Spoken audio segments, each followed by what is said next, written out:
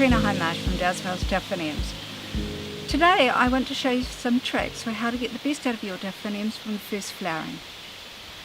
Now, if you're in New Zealand, you may have purchased a delphinium from the garden centres, such as this, or perhaps you've grown it yourself.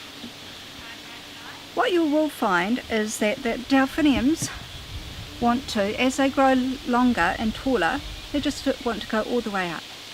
And what will happen is that you'll end up, if you don't do anything, you'll end up with one big tall spike, a bit like this delphinium here. Now, that's fine if that's what you want, but you could obtain a three-pronged delphinium that flowers magnificently for its first flower if you follow these tips.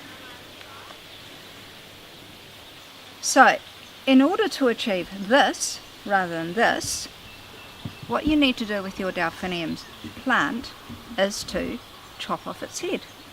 So the aim is to leave a couple of leaves at the bottom. You can leave 2 or 3, doesn't really matter.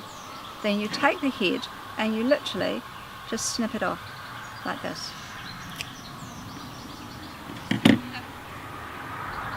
What you'll be left with is a delphinium that will use the opportunity to grow a whole set of new plants from its base.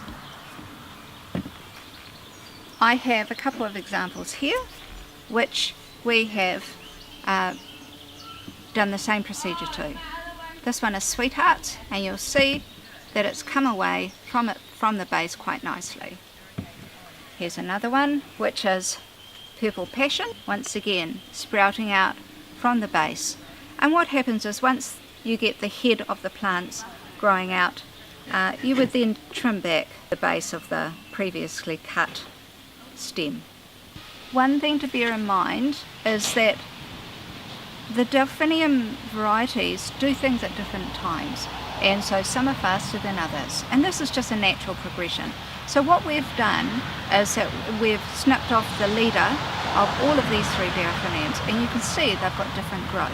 So this is Purple Passion, it's already coming away. This is Sweethearts, it's coming away in leaps and bounds. And this is Green Twist, only just starting to come away. Very natural, and that's all to do with the genetic makeup of these 3 types of plants. What you will find though is if you do that, you'll probably be setting your flowering back by maybe 3 or 4 weeks. And if that's a problem for you, then I'd suggest you just go ahead and let it grow. But if it's not, what you will receive is essentially a 3-pronged or a 4-pronged flowering in its first flower. So I hope that's been of help to you and you'll get a beautiful delphinium flowering. See you next time.